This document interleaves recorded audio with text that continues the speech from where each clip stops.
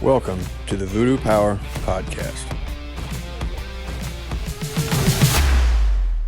Welcome to Plates and Pancakes. We're sitting down today with Cal Dietz. Coach Dietz, the founder and author of TriPhasic Training. He has been an Olympic sports strength and conditioning coach for numerous sports at the University of Minnesota since 2000. During his tenure, Dietz has trained athletes that have achieved 543 plus All-American honors, teams that have won 35 Big Ten WCHA championships, 11 NCAA Team Champions, and 3 Big Ten Athletes of the Year.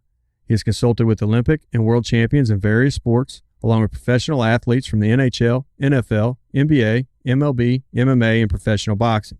So welcome to the show, Coach. How you doing, Coach? You good? Oh, I'm good. I'm ecstatic to have you on.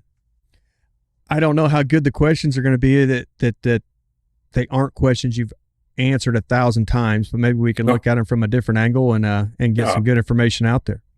Well, there's always things I like, when I wrote my first book, TriPhasic, that's just, people think I do that all the time back to back. And I'm like, no, that's just 3 or 4 cycles in my year, right? Right. There's so much more. So you got a snapshot, 3% of what I do, let's be honest, with that book. So, and it's grown, and COVID was good to me, when the only sense of, man, I got to catch up on reading and read and created more stuff, which will be in TriPhasic 2 coming out in the next few months. So I've listened to a lot of your podcasts. I've tried to read what I could. I've talked to other coaches trying to prepare for this. And the one thing I find unique about the way you do things is, you're essentially a scientist in a weight room. You've taken what you do and you question it all the time, and you're always trying to find holes. How do you think that's advanced your career? Well, I guess my career's been here, right? But from the sense of, it's made me a better coach, right? I learn new things all the time, and it might not help coaching instantly, but it'll help me solve problems. You know what I mean? So every system out there can help me solve problems. So that's the thing. I question everything that I do. My formula is this, and I'm not very creative, I don't think, but I'm a good problem solver. So I question everything that goes on. I then find problems that I didn't maybe even know existed, right? And then I create solutions for those problems. Now, the biggest thing that I get, I was out a professional team, and one of their coaches came from a pretty awesome education program. And when I left, the debrief was I feel like everything I know might be wrong, right? That was the guy's comment. But it's not wrong. It's just you haven't thought of it this way. And I have never believed, and this got me in trouble as a kid where I'd question stuff. I never believed a lot of things people told me. I had to figure it out for myself. Now, I'm a little stubborn, obviously, from that front, but just because it was in a book didn't mean that I couldn't find a better way. I always thought that, right? So that's how I'm creating a lot of stuff. And then I keep good people around me, like Chris Corfus, friends, Matt Van Dyke, former assistants always are in touch, and we're always chatting, and they're in pretty good positions, right? So, and they get exposed to a lot of stuff. I got a bunch of friends and coaches in the NFL, but they don't get to try a lot of stuff, but they get exposed to a lot of stuff, right? So, where I have a lab, Coach, this summer we're going on, a few thousand workouts. We don't warm up. We just RPR and go. We can get into that if you want, but ultimately I got friends. They're like, hey, this just got presented to me. Can you check it out? Practice, see what it works, and see what how I can, Because Coach, I literally have lab, right? I have $500,000 to more in testing equipment alone in my gym. So, and then I try to make things pretty usable for people once I figure some things out, right? Now, in the modern era, do you feel like maybe that attitude we're slowly losing it? People are spoon-fed information, complacency. Seems like as big as our world has gotten, it's also gotten smaller with that. So as you take on interns and you work with other coaches, do you find that some people are just shut off to new ideas? Yeah, a friend of mine put it this way: they have a lot of information, but not much knowledge behind them, right? So with that being said, you're like, holy buckets, guys. Like, I mean, when they look at me, when I say something, or coach, I mean, I'll do some muscle testing on people. Let's just give you this example. All these glute exercises people do to activate their glutes. Coach, when I test them and I test the interns that come in and believe in this, I'm like, all right, test your glutes. All right. Feel how strong they are. And we test them on machines, but I'll muscle test them. And then they do all these glute exercises to activate them. And guess what? Not one of them's ever gotten better. They got worse. Right. And the only time you won't get worse is if your actual glutes are flying well, right out of the chute. So if they're turned on and I can't budge them, we're talking 135-pound female. If her glutes working, she can hold me off the table if I put all my weight on it, right? Well, if it's not that, then they go do all these glute exercises, and guess what? They actually get worse. So, I mean, this is what I'm talking about, testing and trying to see if things are actually working. Yeah, you're running a scientific model. I mean, you got a hypothesis of what's going to happen. You test it. Either the hypothesis comes true or it doesn't. If it's not true, well, then you have to take another avenue to figure out what it is you want to do. Yeah, and there's many ways to do it, whether it's like if I can test it on a machine, whether it's an EMG or whether it's a weight machine that can analyze force or whatever, blah, blah, blah, or I have to video something and watch what's happening with the joint. Regardless, I'm going to figure out, right? And then I'm going to try to, once I figure it out, then I'm going to try to prove it wrong. And now there's a stumbling block, right? Like, let's just give you an example, Coach, where you got an athlete running and when he gets at his top split, let's say at top end speed, and his thighs don't have a great split, people think, oh, more knee drive lift up. But what I've seen coaching a lot of times is they don't have the foot strength to absorb more force.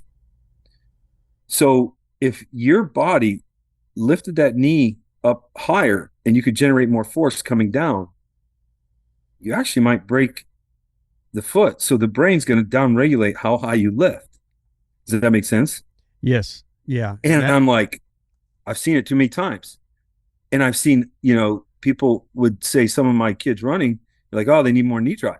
Well, especially the freshmen when they walk in. Well, I do an isometric exercise called spring ankle. And I think you had Chris on the podcast, right? Chris. Yeah. Corpus.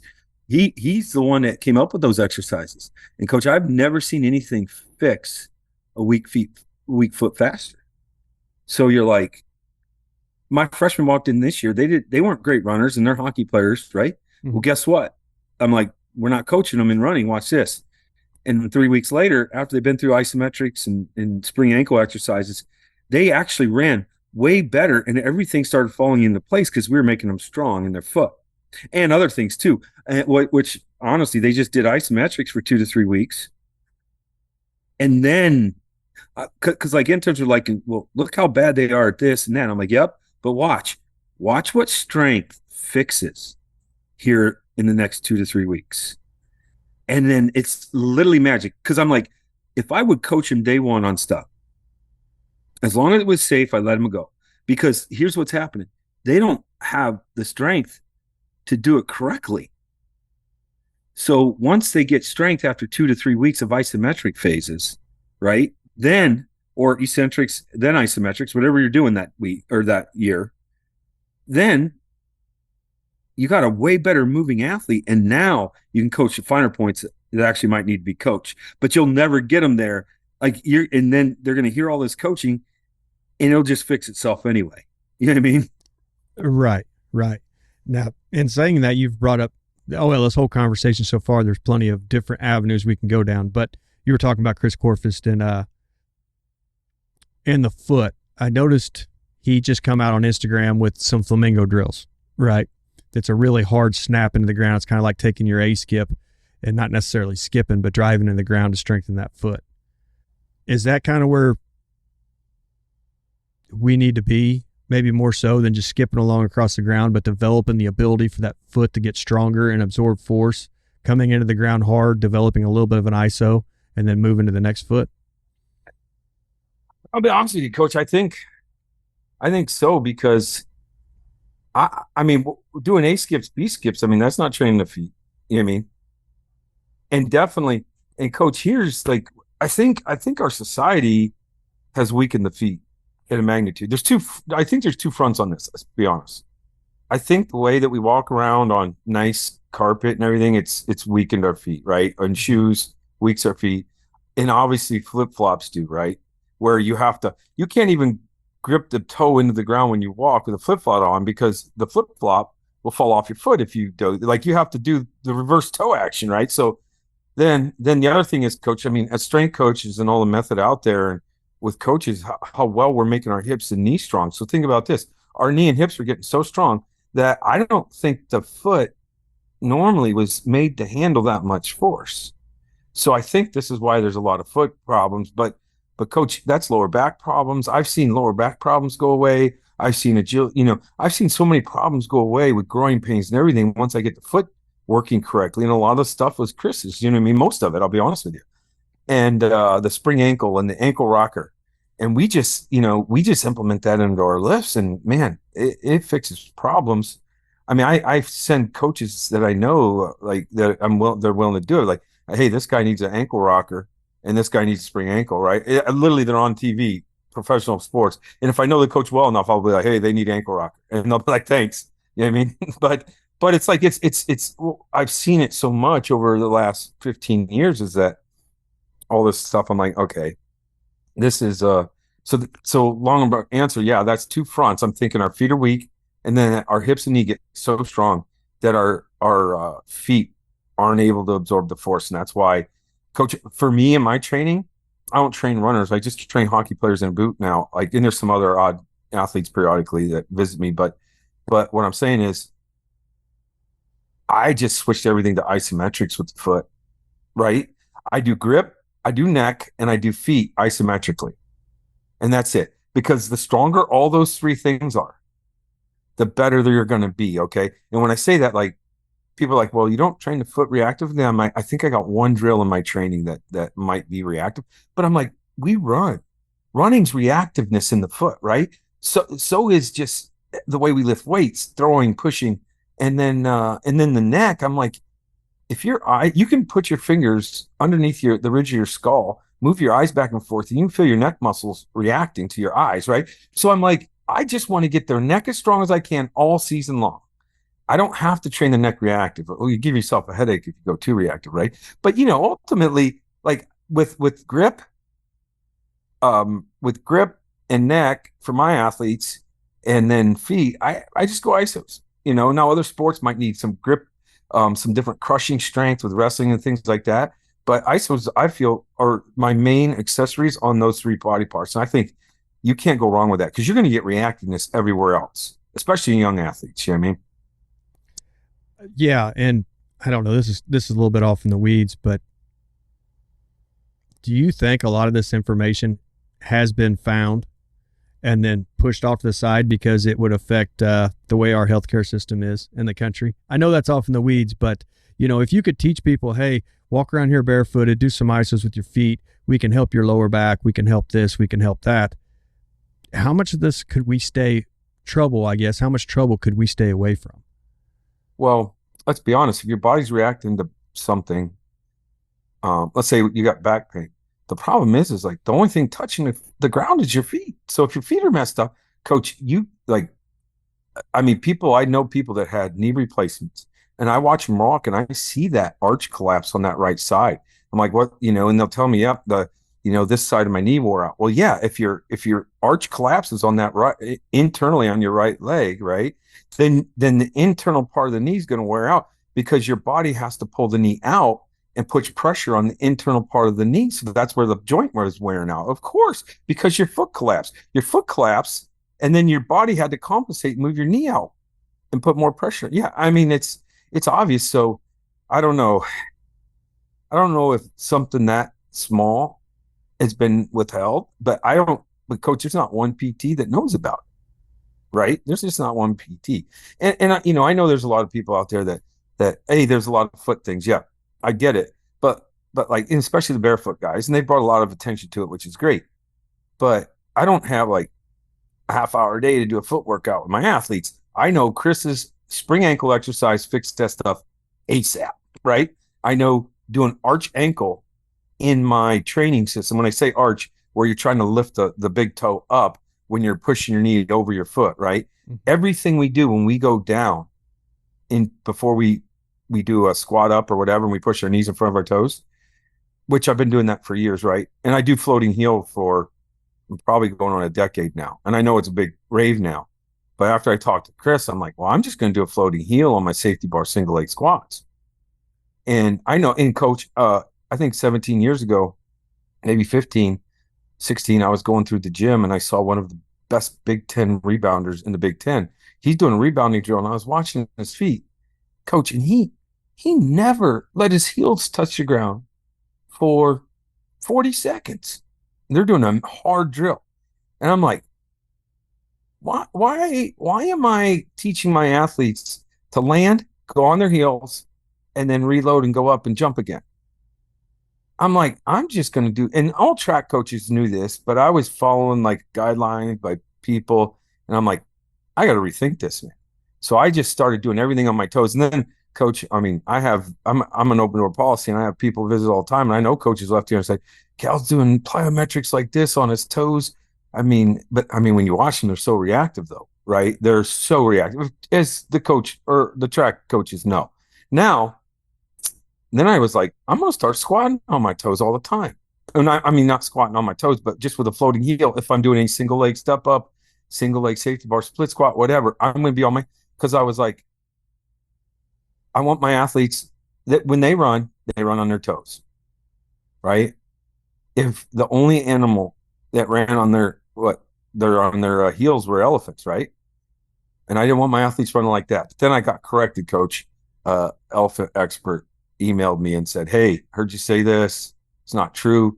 They actually run on their heels. It's just the fat so much on the fat foot pad that the foot pad's hitting, but not the bone. I said, I stand corrected then. So right there we go.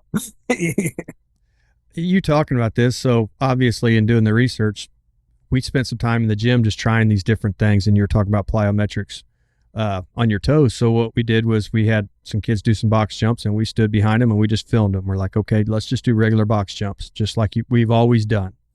And then we're like, okay, let's try this idea of on your toes. And as you film that and you watch it, especially in real life, it seems like the activation is just so much greater coming off your toes and landing on your toes and then holding that small isometric hold at the top of the box jump. So, I don't know that we'll go back after watching that. I mean, it's just the proof's right there. You can see the kids' calves. You can see it all activate. Right. I mean, it's just something when I see things, and there were so many things over the years that I would just see things be better before I can measure it, right? And I'm talking about, all right, in the core bracing thing, I'm not a big core bracing fan. You can hear about it, right? But coach, I just did simple stuff. I'm like, all right, core bracing is good for you. Okay. Well, let's brace the core and squat. The bar didn't move very fast compared to when they didn't. So then I tested bench press. It shouldn't matter, right? Because bench is on your back. Guess what? I'm talking bar was 20% to 10% slower, right? When you braced your core versus, let's say you just use your glutes. And then I also, years ago, I had pitchers. All right, let's brace the core while you pitch. And they lost 7 miles an hour on their fastballs. So then they didn't buy into it because that was a big thing. Like, oh, pitchers got to brace the core, strong core. I said, I know we got strong cores, but like, let's just see how it does in pitching. And then we ran 40s or 30s maybe with the pitchers and then 20s. I tested everybody all the time. So, coach, we're losing 2/10 to 3/10 in a 20 on bracing the core in the 30 for sure. I'm like, we ain't doing this in the gym. And Mel Siff, do you remember Mel Siff, the guy that wrote Super Training? Like him and I we talked, right? And he was like, yeah, this doesn't all make sense. He's like, that transverse abdominis is going to activate on its own is exactly how much it's supposed to be. Just leave it alone. Don't overemphasize. I'm like, I'm with you. Okay, so to build onto that, I heard you on a podcast. You were doing a seminar, and you started talking about getting your big toe hard in the ground, and that will get your glutes firing correctly, and it will take care of the breathing on its own. So I did that on a glute ham race. I just figured I would just dig my big toe into my shoe and see how it reacted. Well, I'll tell you what, the next day I was sore in spots that I'd never been sore before. So whatever the activation did created a different muscle firing pattern than what I was used to. 100%, coach. Now, well, and actually back to you doing the box jumps. So when you squeeze that big toe in the ground and your feet are working correctly, right, then that calf's activated. And then, now I'm talking reverse order though, the hamstring, the lower hamstring now gets involved more because the calf's activated, and it can tie in the glutes and the hams, which are already activated, right? But everything's going to get a little bit more tension, a little bit more drive out of it. You know what I mean? It's pretty scary, right? And the things that I've seen it fix are just accelerate athletes. Like athletes I don't train. Like I just got off the phone with a world-class track guy coming in next month. And it's like, I saw him run. I'm like, well, I guess yeah, I mean, I can help you. I could give you stuff now, but he's off season. So he's like, I'll just be there, about 3 weeks. So, but you're like, yeah, I mean, there's just things that can be fixed really quick with that. But again, that starts at the ground, where the only thing touching the ground when we run or move is our feet, right? So there's so much, and plus there's so much information going up to the brain just by how your foot strikes the ground. And as long as that foot's strong, then there's a lot of things that happen that are good. You know what I mean? Yeah, and what you're proposing is not huge fixes. It's not going to change your programming. It's not going to change the way you do what you do in the gym. Just instead of doing flat foot movements, you try to incorporate heel raised movements, try to dig the toe in the ground. Building onto the toe, I took it over to I think it was a 2-inch deficit pull. I did a pretty good warm up. I kind of knew where my numbers should be, but I decided I was just going to dig my toe in the ground, not worry about my breathing, and see what happened. Well, I mean, I pulled as much as I've ever pulled in my life, and just by changing the way I had my toe in the ground. That easy of a fix. Right? I know that. And look, and here's the deal. Like, so your torso got turned on correctly. Like, here's the thing with bracing the core. Here's what everybody forgets. And a friend of mine, Douglas, made me realize this. He's like, what's the core set on? It sets on your hips. And people might include that in the core. But I'm telling you, if the hips are working, use your big toe to get the glutes firing. The entire spine sets on that hips, right? So if those glutes are activated and turned on, now the spine can stabilize the rest of the body through its upper body and the torso. And now everything works really well, right? Like, it's just bananas that we haven't realized this.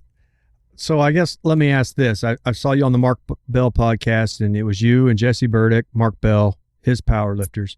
Through RPR, you work with J.L. Holdsworth. These guys that have really worked on their core their whole life and their breathing, and use that in their powerlifting career. How have they felt about this and what you showed them, and maybe the way they think about it now?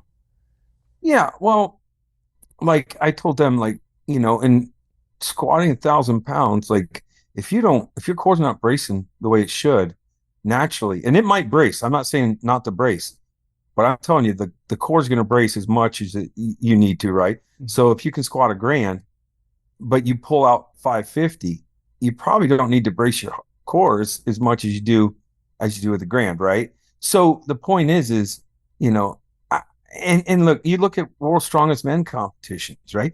Those guys, they don't brace the core when they're doing farmer's carries or flipping a tire, right? It braces naturally. They're not thinking about that. I mean, if they didn't have a strong core, they'd fold like a weak lawn chair, right?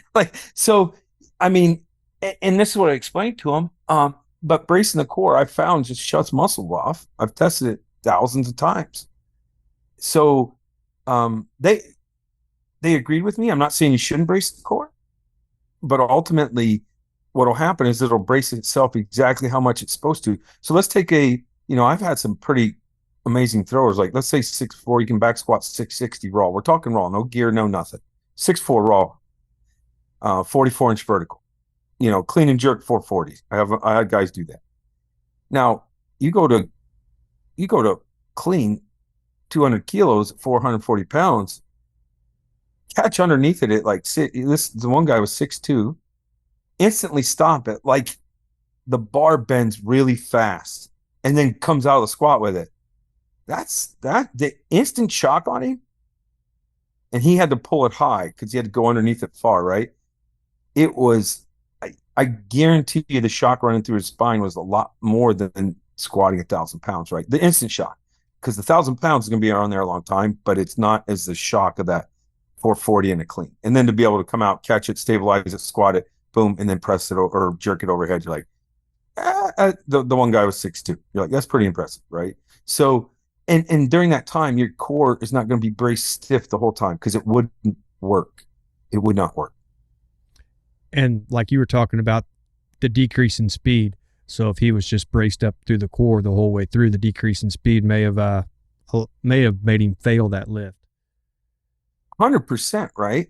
And it's like, so then the other thing is, if let's say you're running and the core's braced, well, your core's winding. So here's one thing I found, Coach, and I'm not going to explain this without showing people on the video, but I have found that if I take that upper opposite arm, let's say I check your psoas, the right side psoas on your leg, and I put it in a very specific position to isolate it and test it, and it's not working very well. If I take your arm and push it behind you and then put your shoulder in a rotated position a little bit like you are running down the track, that same psoas, which is weak as a baby deer, I can't budge because now it's wound up through the spine and the torso.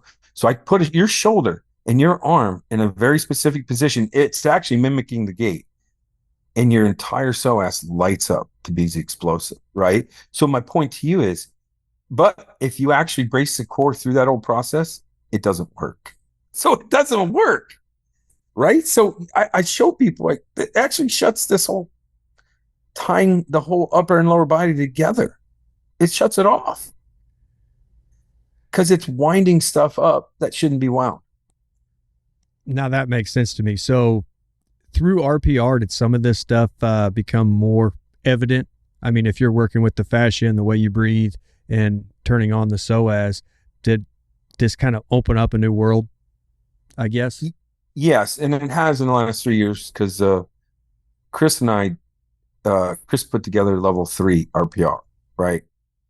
And whether you use RPR in it or not, if you don't, you're crazy, right? I've had people visit me and professional athletes pay me money because they've had this problem. And I'm like, well, I just saw the video. I can fix it from home. And they're like, no, I'm going to see you. And they pay me. And then they come in and I can have them fixed in 3 minutes, right? So I'm like, all right, well, they're not really paying me for the 3 minutes. They're paying me for the 20 years of coaching, right? That's what you pay me for. And I really didn't want to do it because I could have done it over video, right? But anyway, they could have fixed themselves. But anyway, that's the RPR part of it. The testing and how in that course of level 3, how we test things and how Chris, level 1 and 2, we test the psoas. Well, Chris broke it up into upper and lower psoas fibers. So there's 3 parts to the psoas. So Coach, let me give your listeners. So on level 3 RPR, if you got somebody that's running and they got, and let's say they got like pain up around their upper thigh, near the groin, psoas area, like, it might be my hip flexors. Well, you can bet that if you test them in the lower 10 degrees of the psoas position of level 3 RPR, it is never on. With that, it's telling me that area right there that might be tight or sore is compensating because the psoas in that position doesn't work. Pretty scary stuff. So yes, I mean, things like the lateral sling. So if somebody's running down a track and their arms are out, 90% of the time, Coach, their lateral sling is off, which is basically their glute med, their glute med, their inner calf, right? The opposite QL and that opposite lat, right? And then which is overlaid by something called a spiral sling, which all the anatomy Myers and Stucco and those guys have all identified. But those 2 slings coming up the leg kind of help stabilize it. And if your arms are swinging all over the place, those slings are off every time. So here's a nugget for people. Like, when you come to my gym, I don't coach running, because if I see your arms moving all over, I got to figure out, I have figured out that it's your slings, and then I got to figure out how to fix it. And I try sometimes not to fix it with RPR because I can fix it right away, but I want to see if the training fixes it. You see what I mean? So then I know that the exercises that I'm doing are fixing the problems that I'm seeing. And that's what I did I've done that a number of times. Now, I don't know a whole lot about lateral sling, but as I've heard you talk about it in some of your podcasts, maybe the spot I noticed it the most was in a young athlete back squatting with essentially no weight, but watching them go down and watching them come back up. You're working with elite athletes, so you may not see it, but is that something you've ever heard of or thought of in the past?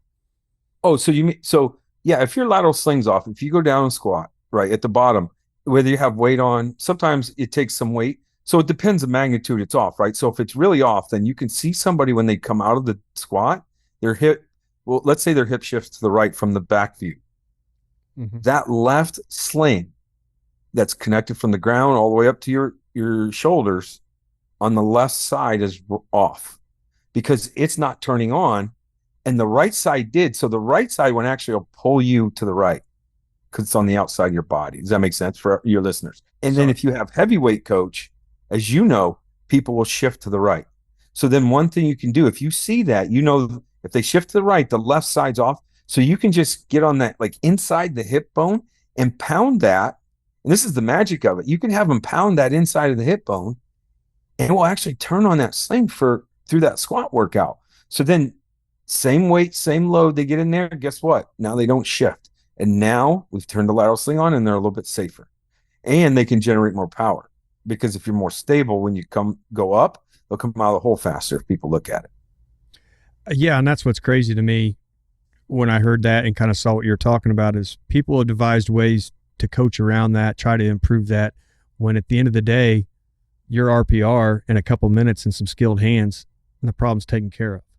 Yeah. Well, my athletes hit it themselves in 10 seconds and fix it. Now, the other thing you want to do is there's the arch reset along with that. Because now what you'll find is the reason a lot of they shift right is because that arch on the left foot can be off. So the arch reset for RPR is just basically on the inside of your calf up by the knee.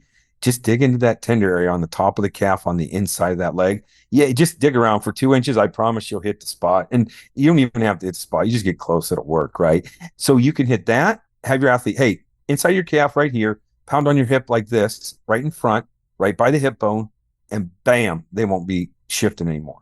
Now, and you might not see a shift, coach. Let's say you're doing single leg stuff. They just, when they go down deep, they just don't have any jump out of it because they don't have stability. So the brain slows everything down to be cautious, because the brain doesn't care you're trying to squat more. It just cares to survive.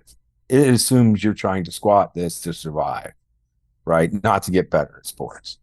Yeah, and I got some questions about that a little further on, but yeah, to kind of stay with the RPR, this is kind of a funny story, I guess. It's how we got here is not necessarily funny, but my daughter, she had a hip flexor issue, took her out of sports for a while, and then turned around her senior year and then had a hamstring issue. A guy I work with, his daughter was a cross-country runner, and she had a hip flexor issue. So I'm studying for your podcast. I got it pulled up at work. I'm watching it on YouTube. He comes in, and I said, hey, look at this. So we watch you. I think it was a Sore Neck Strength Summit you were on. You had a lady come up, and then you worked her out, worked her through. And that guy turned to me, and he said, that just about pisses you off, doesn't it? And I'm like, you're telling me, if we could have known something at that time that was so easy that could have prevented possibly the pain that our athletes went through, we would be crazy not to use it. Yeah, I know, right? That's the thing. When I saw it, I knew it was powerful. We just had to package it right and get it to coach's hands. I people have a hard time. Like, you'll see my athletes, like on Monday morning, many times we'll do a Monday morning lift, and we're there 5 minutes, and we got somebody doing with no warm up, basically RPR and a goat drill, which we should probably let people know about here in a second. Yeah, I got some questions on that too. Yeah, and they're sprinting. If you're in my speed program, which means you're between 50 and 25% loads in the weight room, jumping, throwing weights, maybe blah blah blah. you're running 103 to 105% overspeed with Monday morning, first thing with no warm up. Because we just dropped warm ups. Once my athletes are trained, I'm like, I don't need to do warm ups anymore. We're probably pushing 8,000 workouts now with no warm ups, with no pulled anything. That's amazing. You know, I listened to you explain some stuff about different athletes and how they look, and this is the problem. This could be the problem, and this could be it. And you explain one of my athletes to a T. So obviously, I'm getting ready for this. So I call him. I'm like, hey, you've got to come in this week. I've got to try this out, just so I can have a basis to talk from. So I have not been in an RPR class. I just watched a little bit on YouTube, which by no means I understand it at all. But I'm like, hey, let's try this out. And it was a hip flexor. We worked through it just out there in the gym. And I'll tell you what, he felt better. His strength went up just from watching you a few minutes. I can't even imagine what a class would do. Yeah. It's really, and I don't want to say it's activation, because sometimes the muscle's on. Sometimes you release the muscle. Sometimes it activates, right? So it's pretty crazy. And really RPR, I mean, since we've mentioned it, it's just a series of reflexes, and how we coach it, how it goes is pretty amazing. And the results that I've seen and gotten. And then, we're talking from people that walk with a cane to stop walking with a cane, right? To people that win gold medals, right? And they're all trying to do whatever they can. And because your dream may be walking without a cane, your dream may be winning a gold medal, but ultimately, right? Like, I just know that. And here's the thing: when Chris and I were creating RPR, we were like, I know when somebody walks in the weight room, I know now they got problems, right? They have problems, but RPR is a simple way to fix, right? To fix. Like, if I remember, there's a time when I'm squatting 300 athletes under my programming. I got 600 knees in my program, and there might be 4 or 5 with knee pain. Knees, not people altogether, but just knees itself. So, and you're going, how can I be squatting 600 people with only 5? But I eventually realized, like, okay, I got this knee. This is not mine. This is their problem. I know how they compensate. They got knee pain because this is the way they compensate. So it's their problem. But, I just wanted young strength coaches and people realize, hey, I can kind of offset this and get rid of this compensation if I'm just doing RPR. And that was my goal with RPR, right? So let me take RPR in a different way. I mean, it's hot here in the Midwest. I'm in Missouri right now, and I mean, this will air a little bit later, but this is heat like we haven't seen since I've been alive. Football's starting, cramps are starting along with that, and there's a lot of conversation about cramps in the CNS system. How much do you think RPR could help in eliminating cramps, or do you think it's all through food and rest? Well, food and rest is one thing, but we know that if you just have 10% extra tension in the muscle, coach, you reduce the blood flow by 30%. Okay. So what we know for sure is that RPR will help the muscle relax even more, which then, and people think, oh, I got more work capacity. This RPR is magic. Well, RPR just puts your muscle in a better state so that it can transfer the organic substrates, which involves sodium, potassium, and all that stuff. Does that make sense? So with that being done that way, when you do RPR and relax and everything's working optimally, and RPR, like, the biggest thing is the breathing. So, and there's all types of breathing out there, but with RPR, we teach belly breathing, and that's the foundation of human, like, breathing, in our opinion, where we reset the breathing pattern with the diaphragm. And any breathing method you use is going to work better. So RPR is not a standalone thing. Anything you do, it's just going to help a little bit better, right? That's all it's done, right? And I get emails all the time. Hey, I did RPR with this, and it even works better. I'm like, that's what we've been saying. It's not like it's the only thing you have to do. No, like, we do RPR, we train like animals too. Then, you know what I mean? So, but that's the thing, right? So yes, coach. And then the breathing part, if they can breathe better, coach, it'll dilate more blood vessels, which will exchange heat, right? It'll also exchange heat in the thermodynamics problem there, for overheating, but also then, yes, if you got everything, if you're breathing correctly, your muscles will be in a less spasm state, so it can transfer the sodium, nutrition that actually can get to the muscle itself. Does that make sense? To heal. Yeah, I've never heard anybody explain it like that. So that's kind of a foreign concept to me, but it makes total sense. Yeah, it's really a thermodynamics in a fluid problem, basically. Fluid dynamics. So Now, talking about the heat, talking about cramps, talking about all that stuff, I've also heard you mention how much sodium levels affect strength. So in this time of year, when you're just pouring out buckets of sweat, yeah, how much should athletes be really hitting that sodium? I think a lot. Like I'm talking probably 2 staples. The young athlete, healthy. I mean, I don't think it's gonna make your blood pressure go up, right? And let's talk about the sodium. Like I'm recommending like sea salt, the pink sea salt. I like Celtic sea salt too. I've been, on that for 15 years ago, maybe even 20 actually. So it is the real deal. It is, because also if you're low on sodium, then the signal to your brain sends out is weakened, right? In the feedback loop, hey, I landed on a bad piece of ground. I got to stabilize quickly. Bam. It might be delayed enough that you actually roll an ankle or who knows worse, right? So, yeah, the sodium factor is big, especially for the brain, right? Especially for your brain and just the entire function of the nervous system. I mean, you could probably do 5 college courses on that alone, right? To be honest with you. But people, especially in the morning, get up, get some sodium, and that'll help that water get into your cells even deeper, right? When you add a little sodium to it. So, and again, the healthy pink or healthy sea salt, Celtic sea salt, pink, Himalayan sea salt too. Those types are the best, honestly. Yeah, I wasn't sure which way to go with it, and I knew you talked about it, so I had my guys. I'm like, you're probably going to eat it anyways. Just try this before you go to bed at night. Fix a bowl of ramen noodles. It'll go down easy. You're used to it, and let's just see how that does, because I mean, it's just unreal right now here. Yeah. Well, to the sodium, and though that will actually help, they'll be a little thirstier too, so drink more water because of that. Yes, you're exactly right.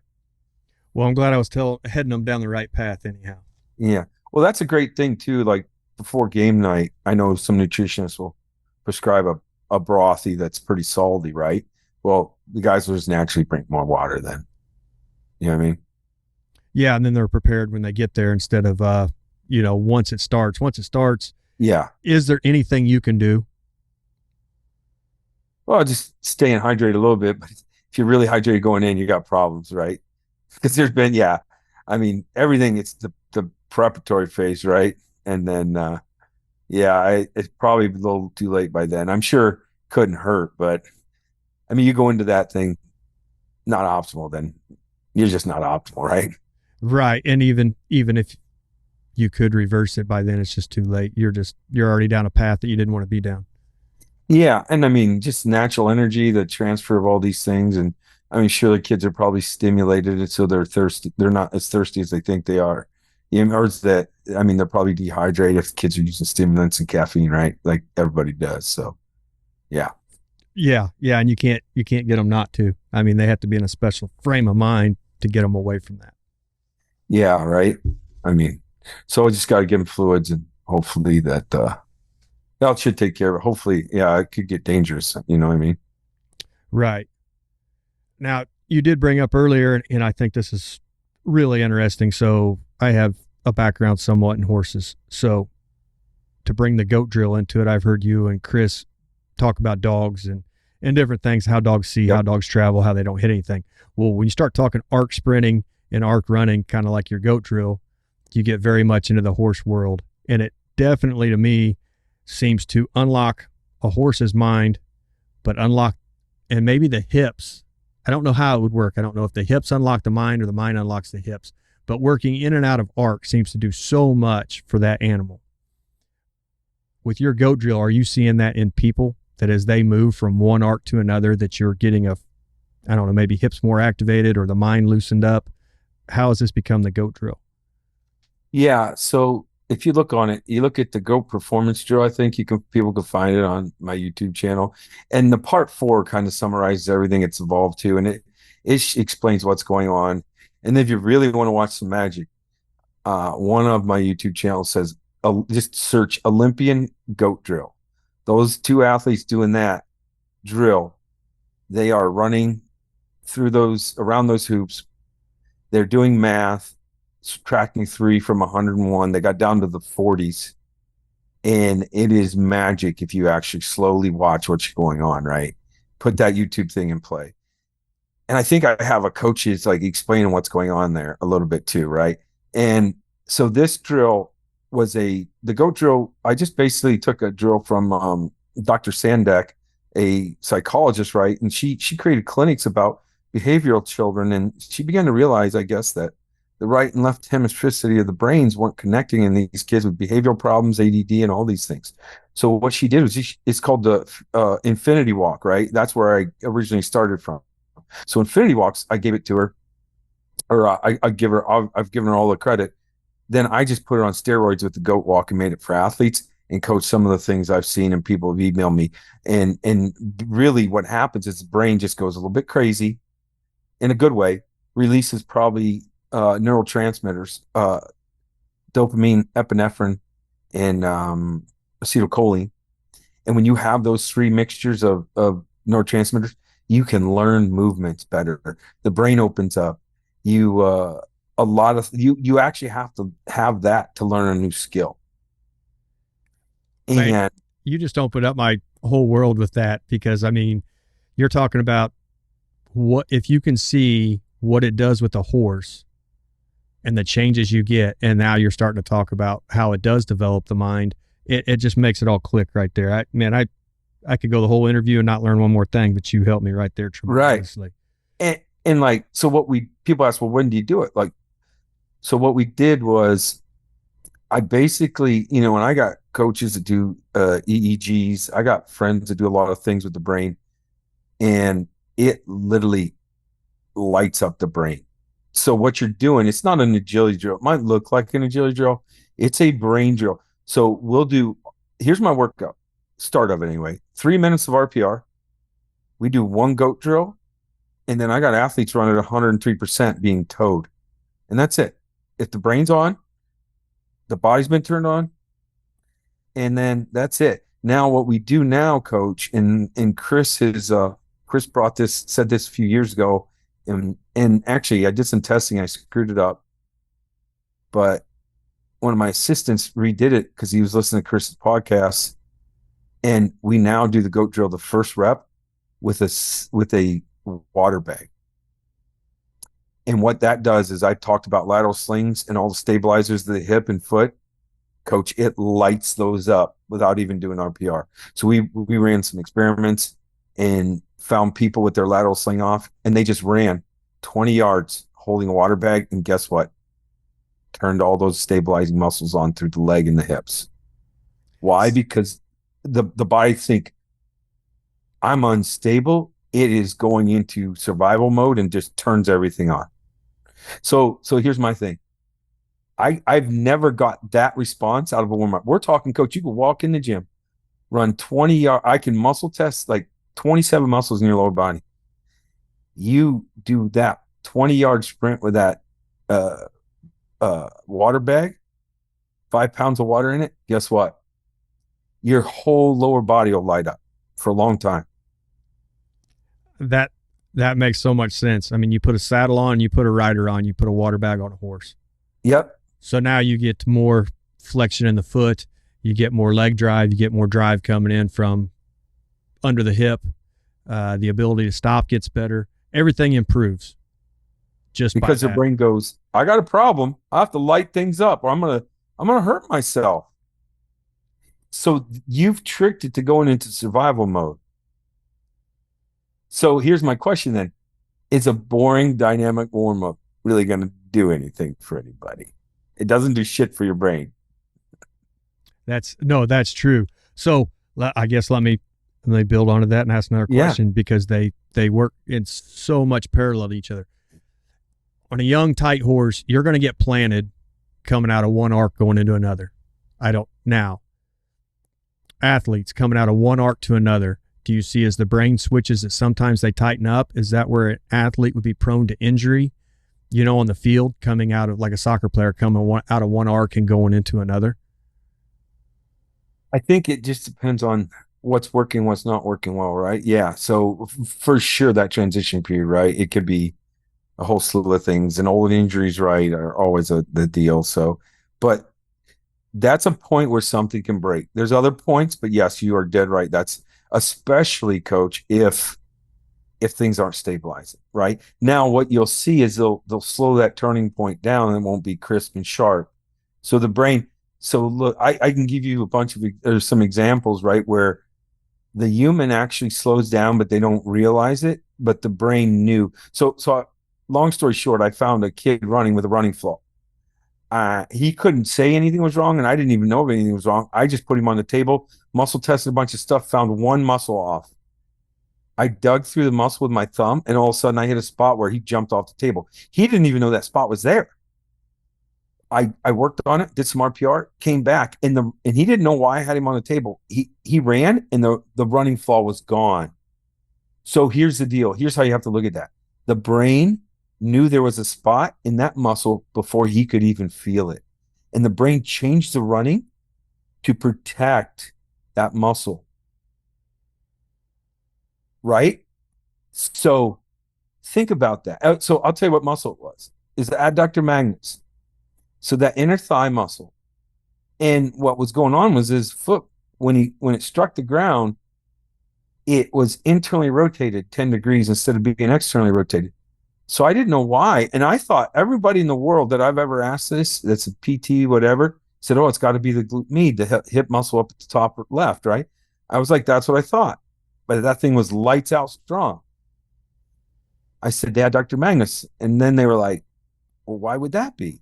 Well, that foot struck the ground. So if that foot struck the ground externally rotated, that would have been a compromised position for the adductor magnus. So your brain, without even knowing that it did it, in that kid's brain internally rotated that foot to protect that adductor magnus. So when that foot struck the ground, it wasn't externally rotated and put it under more strain. So how exciting is that when you find something like that? Like, what does your brain do? Oh, as a coach? I was jacked, right? And so then, well, coach, that actually changed my thinking, because I thought glute med because I'm thinking weaknesses always. So there I go. I stopped thinking weaknesses and started thinking survival, because the brain isn't like, it thinks I don't care that I have a weakness to perform. I need to make sure I don't kill myself or injure myself, right? That's what, so I think PTs, rehab people, coaches, they see a problem. What is the brain protecting? Right? That's how you got to start thinking to get to the real. Now, coach, if he kept running, his glute med will weaken up. Why? Because his legs internally rotated and that glute med stretched all the time. So it will weaken, but it wasn't the problem. The problem was the spot in adductor magnus.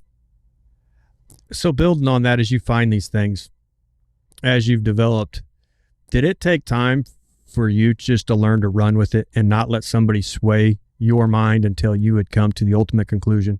That seems to be like maybe an issue.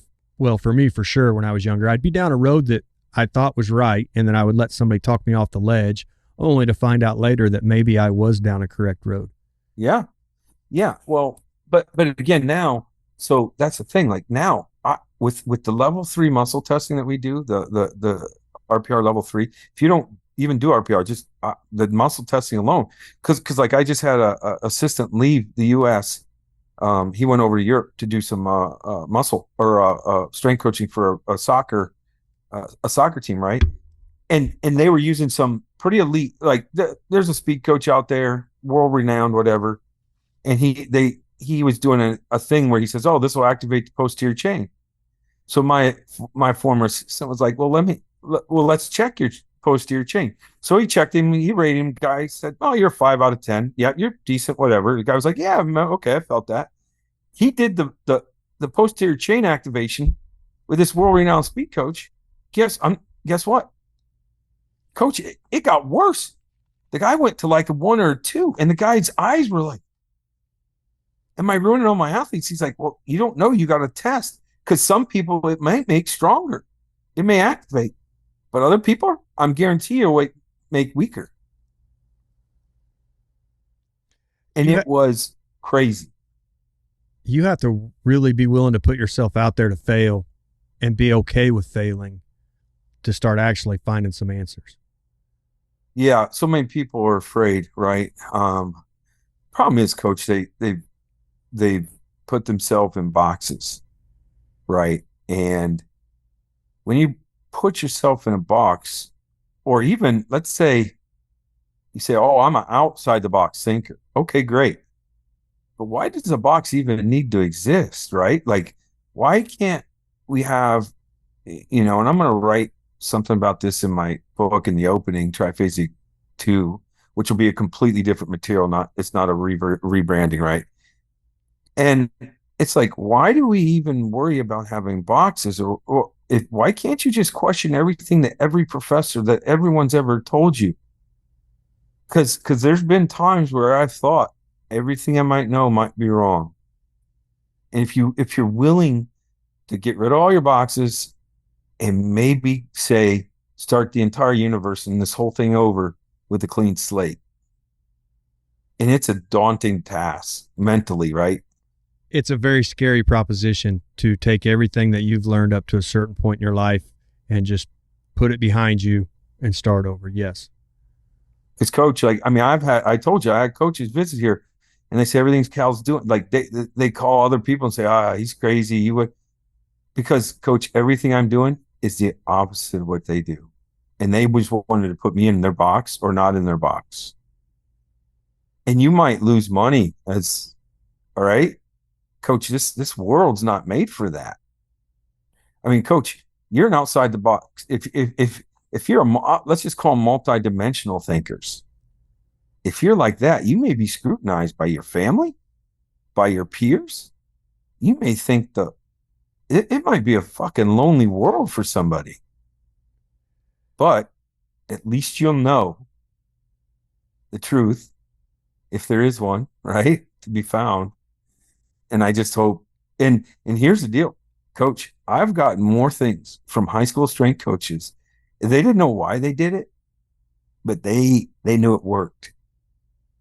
And I was like, this shit works because of this. This is good. You know what I mean? And just because you're a high school strength coach or high school track coach doesn't mean what you're doing for that kid isn't optimal. Just because, and look, some of the running falls Chris had on video, we showed Hank Krasnoff. Hank was one of the most amazing speed coaches I've ever seen, right? And he produced more medals than anybody probably that legitimately coached people themselves ever has. And he saw running falls from Chris's kids on video he'd never seen before. Well, Hank didn't coach slow people, right? Hank he's amazing. But he's never coached a slow high school kid that was paying him, right? He just never did. So how could Hank see those falls? Because he ain't ever going to coach nobody like that, especially when you get to the elite level. So like these elite world-class coaches, they may not be the right person to listen to for your speed dynamics. Now, if I had a world-class speed guy, yes, go get coached by him, right?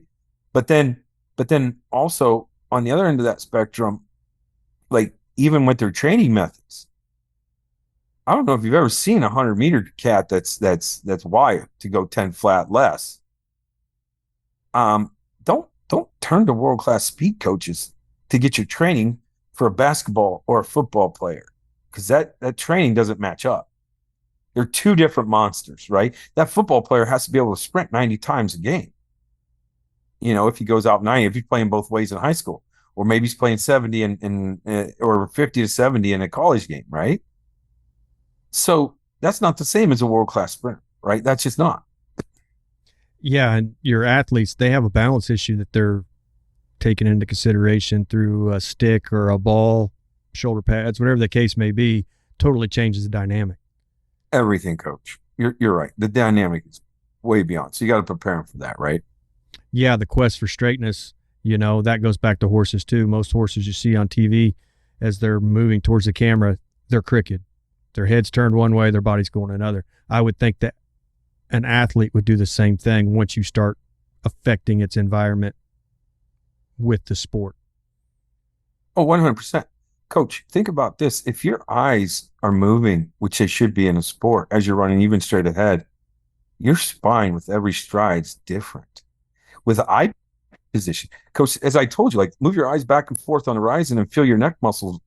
Well, your eyes are moving in a sport. With each step, the spine's going to contract differently to stabilize everything, right? Like this, I mean, I've heard this analogy. I don't know if this is true, but they say there's about four high definition movies downloaded into your brain and per second as you're doing things, right?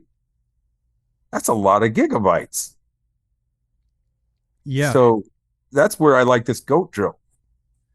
Yeah. And as an athlete, you're moving arc to counter arc in milliseconds. So your spine is going from an S to a curve to an S to a curve the whole way. Yes. Right. And that and the body runs the forces run through the body in like a torque spiral, right? If you really look at these things, the way all these slings are wound tight. So it's just, I mean, I don't think we fully grasp the complexity of a high speed sprint. You know what I mean? Now, coach, I know some coaches, speed coaches aren't big fans of overspeed training, but what I'm going to tell you is I've done overspeed training, especially with my 1080s, and muscles that weren't on actually turned on. But again, coach, the brain's going, oh God, I got to turn on for survival, don't I? So there's something to it all, Yeah. I guess maybe the brain makes cowards of us all when the spine comes into play or the availability of injury. Yeah, well, I mean, those two things are working together, obviously, right? And, back to the horse thing, years ago, I realized that I read a book where horse trainers would train under distance training and they trained a little bit of over distance training and then they trained what they needed to train, right? Whether it's a race or whatever. But like, that's really my undulated model of loading during the week, right? I trained what you needed to train on Monday. I basically go a little heavier with with less volume on Wednesday, and then I trained lighter at the end of the week and more reps, a little longer distance, basically, right? So it was train the normal, train under speed or under distance, and then a little over distance, and that's what we did. You know what I mean? I mean, that's my shifted undulated model. Bulgarians did it differently, but the Bulgarian system was built on drugs, right? Their coach, I mean, I'm not, I mean, all these systems work if you do the right amount, blah, blah, blah. But like, I don't know I know of two, maybe systems, maybe three out there that were truly built on drug-free athletes, right? I know TriPhasic, and no one really knows the whole TriPhasic system, only a handful of people. I'll probably be releasing that in the next 2 to 3 years, but ultimately, Joe Ken's tier system is another one, right?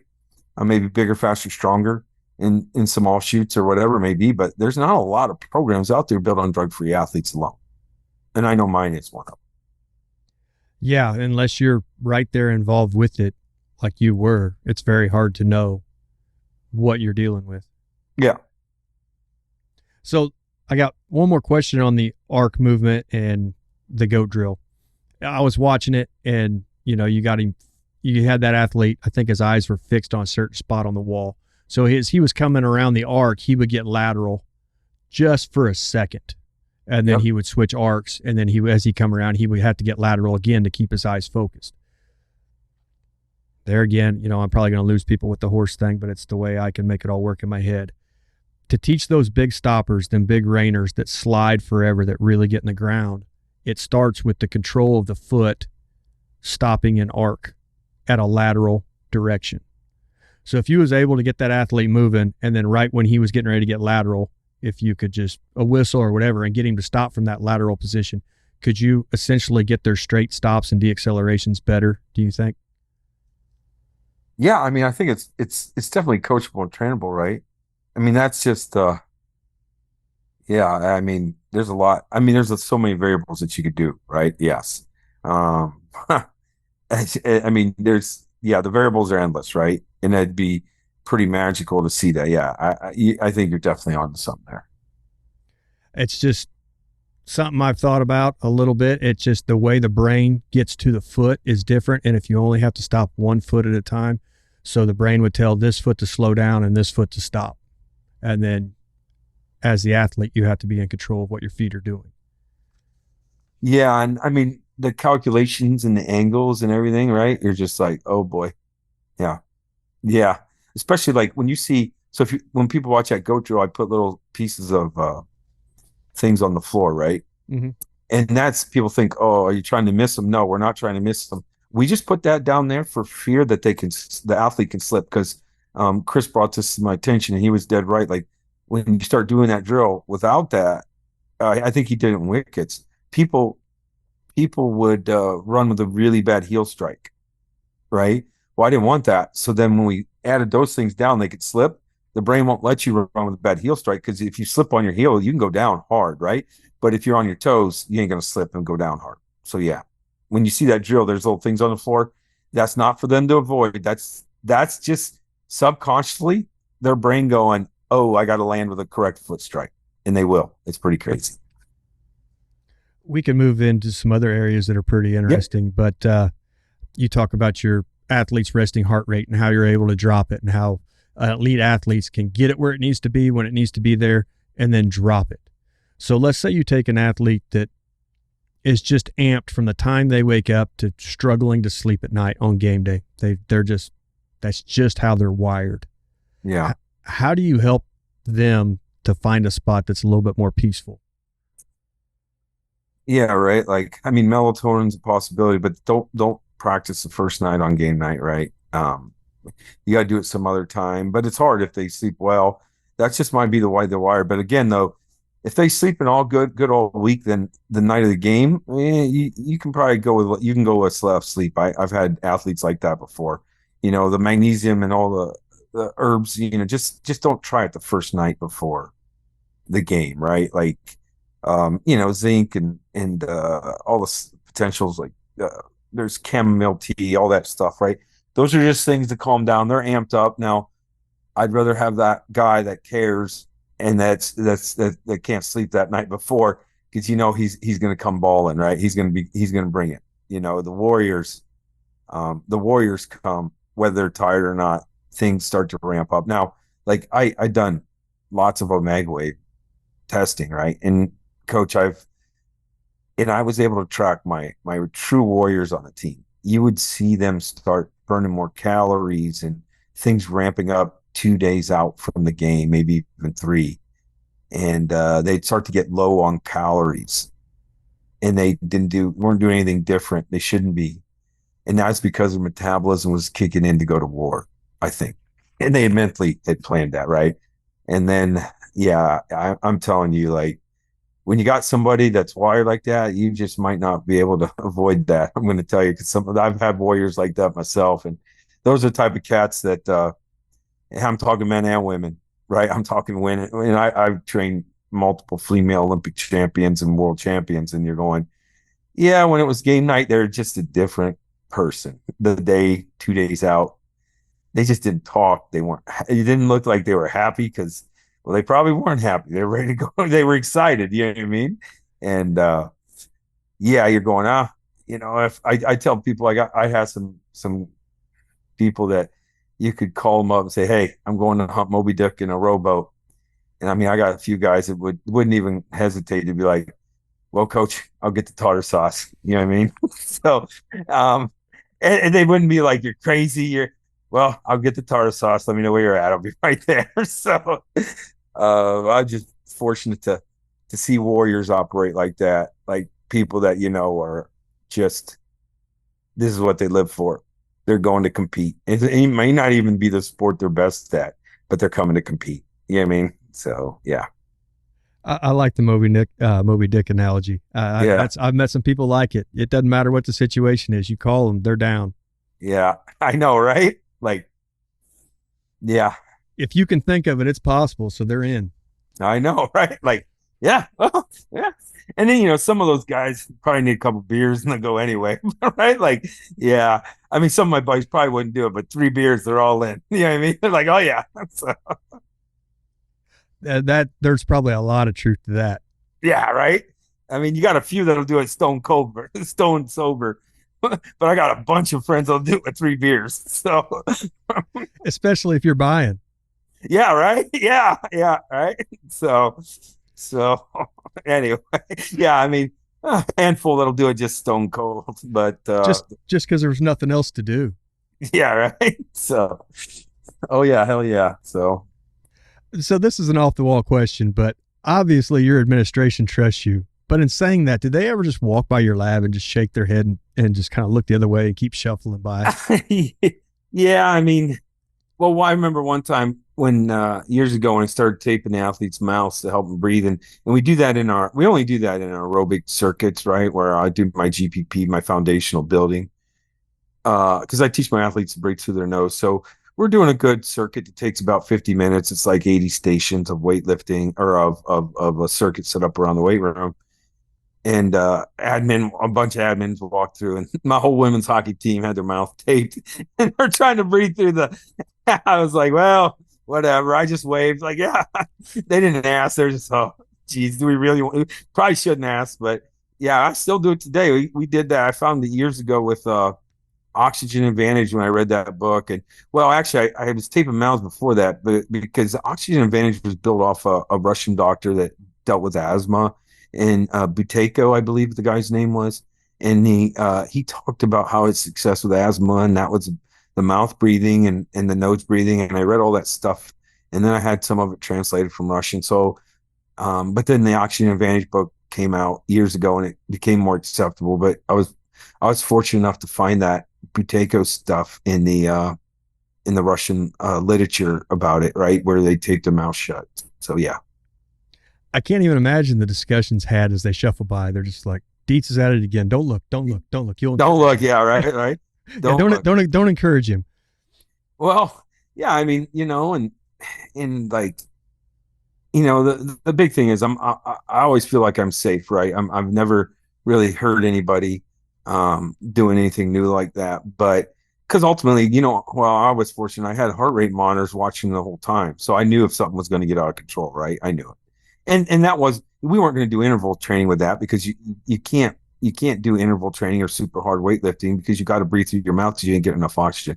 But on a fitness building weightlifting circuit, the first 2-3 weeks of my program of the year, we keep the heart rate up about 150, 160 the whole time so they can still breathe through their nose, and that's what I'm training them to do. Yeah. Now, I know you're busy, and so I won't keep you all night, but I have a few more questions that are. Oh, yeah, go ahead. They're interesting to me. I've heard you talk about it a little bit, but this seems to be what everybody's chasing, and maybe you may have some insight into it. But how do you keep your athletes as anabolic as possible? Obviously, well, nutrition's really the only way, right? Like, make sure they're getting enough. I think one of the bigger ones is the BCAAs right before they train, right? So it'll help keep them anabolic, right? And then I do like to throw glutamine in there with that because it'll help protect that stomach, and because I mean the stomach is made up of, and the intestines have tons of glutamine in them, and so what I found is that when we're training hard and you got a lot of cortisol, that cortisol beats that stomach and intestine up a lot. So to protect it with glutamine, BCAAs are obviously big. Now, nighttime shakes and plenty of protein, obviously, and time it out right. But, and it's hard, right? Because sometimes I don't always want them to stay fully anabolic, right? There's times where I want their cells to learn to struggle. So there's times where I tell them don't eat for 2-3 hours after this meal because I want your body to adapt to that. But anyway, most of the time I do want them to recover and be healthy. So yeah. And then, add the collagen in there and all these, a large variety. I mean, one of the old secrets that people have forgotten about is liver. I know the Liver King guy thing, but like old bodybuilders knew that stuff worked years ago, and I mean, I think they were doing that even before steroids was liver, right? And it's a superfood. I'm not kidding you, man. Whether you got to take it in tablets or a powder, like I found some pretty good powder, but desiccated liver, most of it's from, if you can get it from Spain where they don't put any injectables or anything in it, like or even not even antibiotics for a healthy or a sick calf, right? They won't even do that. So, but anyway, so yeah, I would, just the nutrition is a key factor. And there's many ways to do that, obviously. You know what I mean? So I didn't know if it was all nutrition based or if it was the way you scheduled your training on loads and things like that. I know you've heard about I heard you talk about your safety bar split squat with a raised heel and how, you see huge boosts in test and HGH just from the natural movement and the stress. Yeah, the stress and well, that anabolic part of that, yes. I mean, it's pretty crazy. Well, just think about it though, that amount of stress. So if you're doing, I mean, I got a 130-pound woman, 140 doing, 360 with a safety bar single leg squat.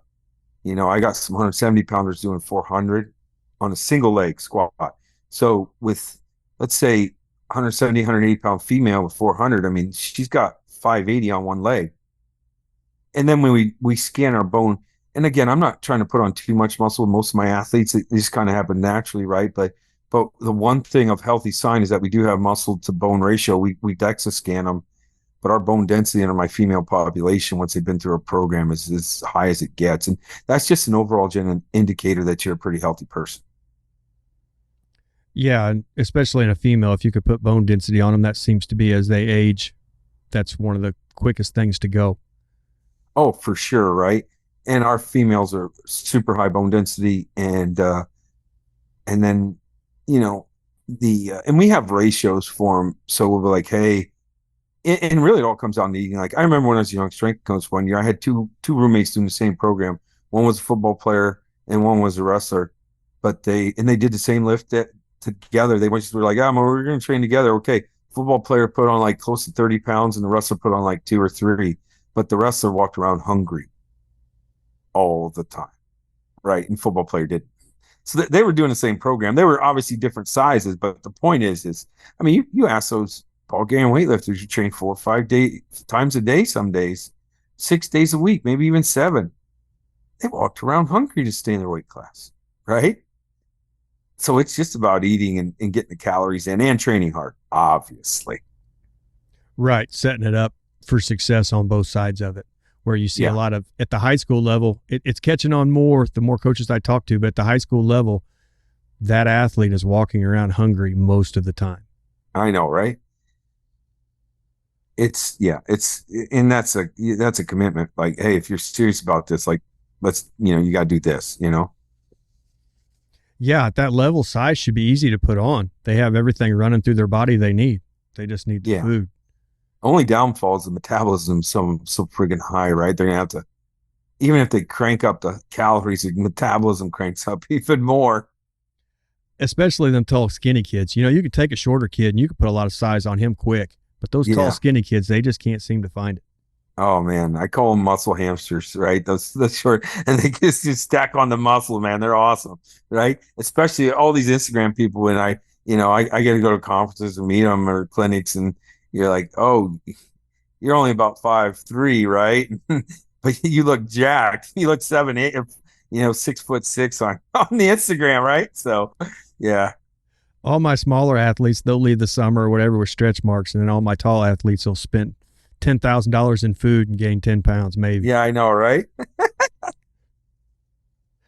The one thing I heard you talk about that is just incredibly interesting is the 20-yard test and how you've learned to measure that and decide what zone your athlete needs to be working in to try to improve that. So you've almost made like a conjugate system in a way to improve sprinting. How much time did it take to start correlating the 20-yard time with zones of power, strength, and dynamic work? Well, so yeah, basically, well, I have 3 zones, right? So it's strength, power, speed. That's what you train in. And there's when it's all said and done, I'll probably have about 40 programs for all those areas, right? Total. That's when I release my whole system. And in there will be caveats. Let's say you can't do this quality very well along with power. Well, then I know this is what you need. Here's the type of program. Got it. So And then, so back up. So then, coach, it was what, 4 years ago, five, where I figured that out. But I did that after 15 years of collecting tens and 20s. And then the early years, I was able to collect tens, 20s. I would collect bench, squat, and clean at the same time. So I started just running through all these numbers. I'm like, all right, this guy could run this, but his squat was bad. And I had some fly tens from track at the same time. So, and I could get some fly tens on my own over the years. So, coach, I had these numbers sitting around 15 years. And then I just was like, and I started running numbers one day, and then I kept playing with it, and I'm like, holy buckets, this is making sense. I was actually able to remember a lot of the kids that I had the numbers on, right? Or I could just look up, hey, they were super fast at this track time, whatever. You can make some deductive reasoning. And then I went and grabbed a bunch of combine numbers, and I'm not kidding you. The readings that I got, I was spot on except for one person out of a few hundred, whether they could do the bench really well or not. So the reading said, hey, they need more strength. And most of those guys need more speed, or they were all strong enough. They either needed power or speed, right? And then the I think of 5 to 10 or 7, maybe 8 range, they actually needed strength. And then I looked at their 225 bench, and it was really down. So I was like, I'll be damned. I think I nailed this. And then I just kept testing my own numbers. And so the principle behind it is, if you run a 20 with a 10-yard sprint and you put it into my website, you can get whether a person needs more speed, power, or strength. And then basically you can put them in that program, and you can then coach, train them for 2, 3, 4 weeks, and then retest them, see what they need different. Now, I basically knew for years the typical periodization model was flawed, coach, right? I knew it. But the catch is like, I didn't have a better way other than just adjust kids as I saw needed, right? Well, this tool gave me a way, and I'm going to cover a lot of it in TriPhasic 2 when it comes out. It's getting edited this week, so it might be a couple months of graphs and everything you got to get done. But anyway, so now I've heard you talk about this test and using it for tactical units and stuff like that to improve their speed. And you talked about them doing it with a rucksack and stuff like that. So if you were going to take this to a football player, would you want to see their 20 in pads to know where you want to be? I don't know. Like, I think without pads is fine in that situation. Like, I mean, you could, if you put them in pads and it gives more buy-in, then do it. It ain't gonna hurt, right? Half of it's selling yourself to the kids nowadays, right? Because they're on Instagram and they hear this or they see that, and it's like, guys, trust me, like, that's just it's just somebody trying to sell views, right, and likes or whatever. So, and do they really, you know what I mean? I like, coach, I've flown to different countries to see real coaches train people, right? So sometimes I get to see people, and then sometimes I'll be like, hey, I want to, you make this statement, I want to see you train somebody. And they, well, I don't have anybody in training right now. Oh, okay. Right. You know what I mean? How convenient. Yeah. Oh, really? Oh, but your thing says strength coach, but do you train anybody? You know what I mean? Even now, I mean, like I struggle with some of the sports scientists, right? Because you meet them and they say they're sports scientists, but I'm going, you're a data scientist for sport is what you are, right? You look at numbers, because, like, I'll give you my definition of a sports scientist. Carmelo Bosco has a force plate vertical jump test that he was able to do the test and identify within 1% your actual muscle fiber, backed up by hundreds of biopsies he took. He made an application for that to predict muscle fiber, fast twitch fibers. And he was an elite high jump coach. So there's a sports scientist, right? He did elite coaching along with science. I think most of these people now are just data sports scientists, where they don't, okay, so what's a data? Now I'm sitting there in front of a guy. I've done this, Coach. I've been to places where I'm sitting in front of this screen. I'm like, what's wrong with this guy? And he didn't even know there's a problem.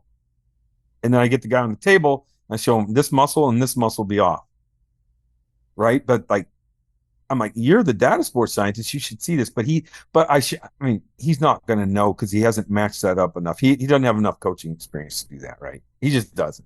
I'm not blaming him. Right. But he should at least flag something and let somebody know. You know what I mean? Now, listening to you talk and the whole way through, you question yourself harder than anybody could ever question you. But Yeah. with the seminars and things you do you ever get there and somebody just kind of like blows your mind and you're like, holy cow, I never thought of that?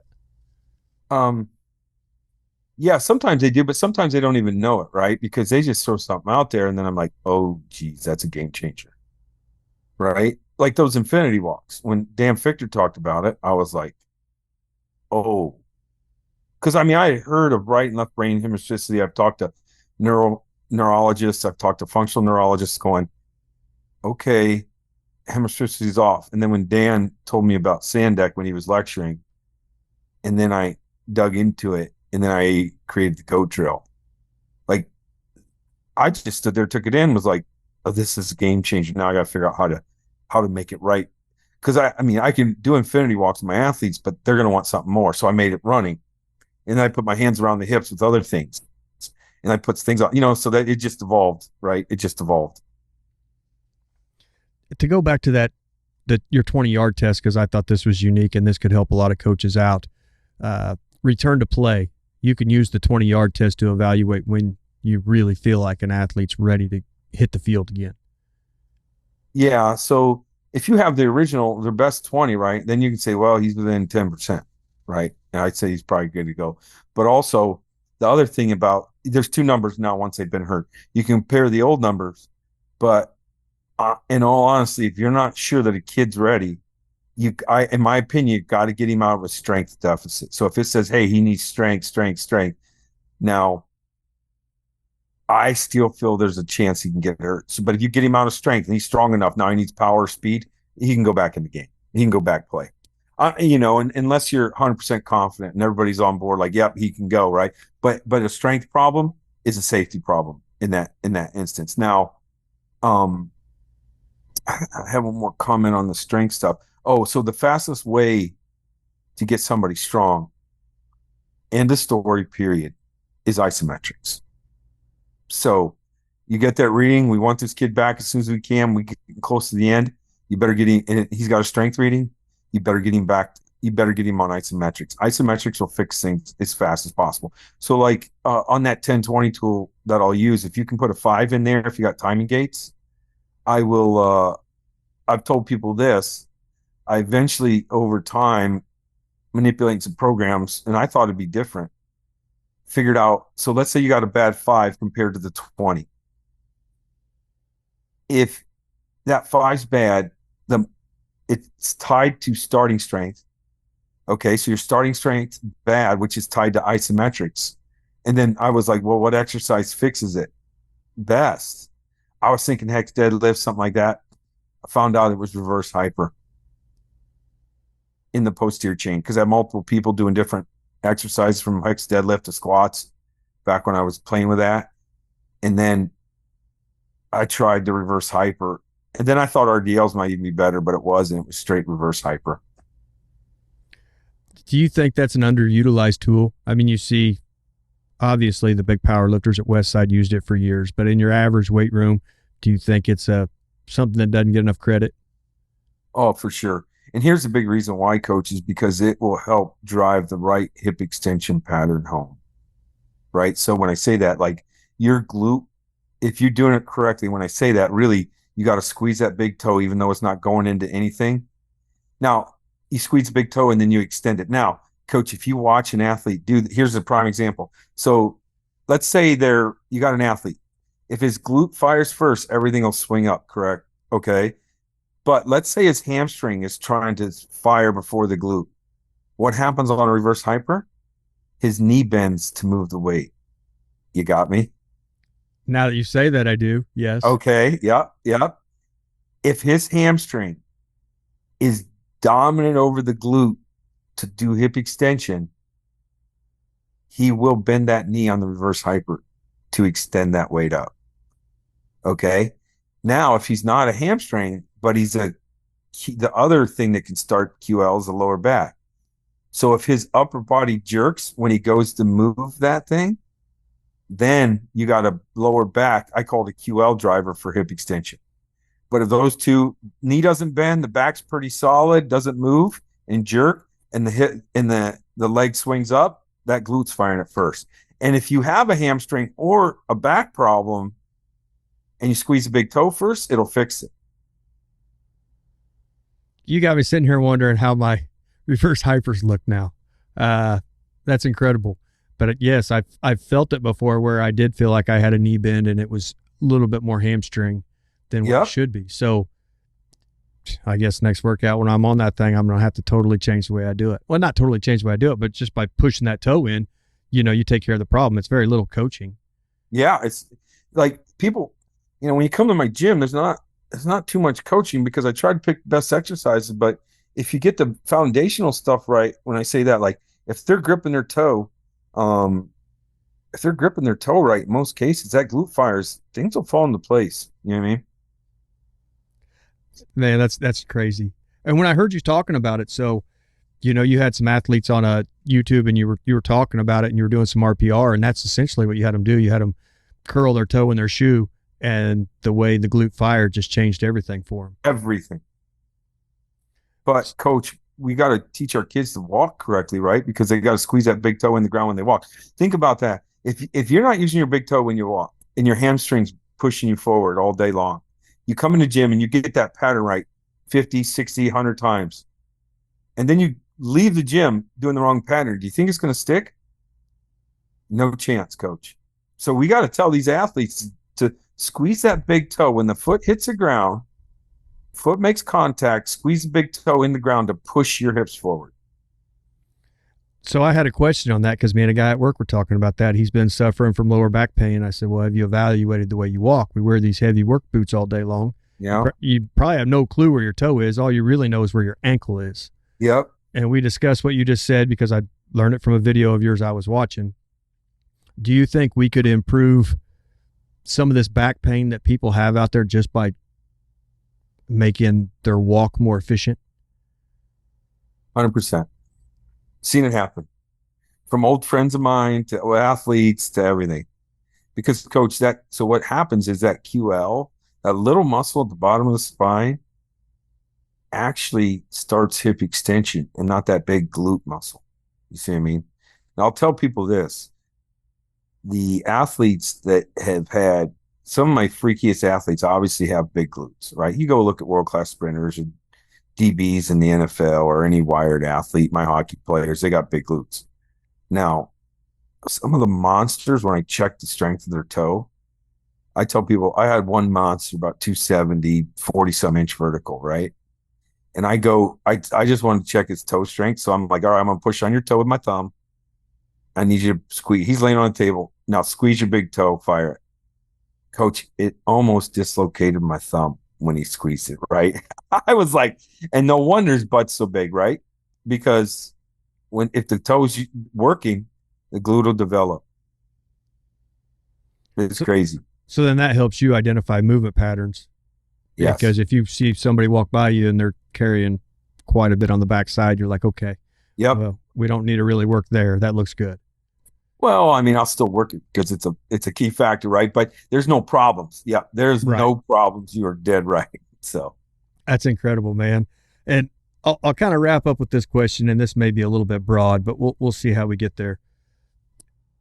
It's so easy to get caught up in rabbit holes or down rabbit trails, especially for a young coach starting out. You have years and years and years advantage on a young coach. So you start talking about something, you've backed it with 20 years in elite athletes. Yeah. What advice would you give a young coach that's starting to work into a weight room and trying to sort through some of all of this information? Well, I'll tell you, if I had one tool, it would be the muscle testing when I was young, because I can do an exercise and see if it shuts things off. I can do an exercise, see what's going on, right? And then just if you can just test things or see how it feels, or simple as like, how about this one, coach? So like, if you look on my YouTube page, like, well, I'll put people in a quadruped, you probably search quadruped, do overhead undulated bands where the arms straight and they're just moving their hands right back and forth. So you time somebody in video, you have to video because there'll be 25 reps in 5 seconds maybe, right? I video it and you go, okay, they got 20 reps. Now play with the hand position. And the next time you do it, you only got 17 reps with a different hand position. So what hand position's best? Probably the 25, let's be honest with you, right? So those are just things that somebody could do and start looking at video and okay, like I did with bracing the core. Well, go brace the core and measure your velocity and see what happens. It just got worse.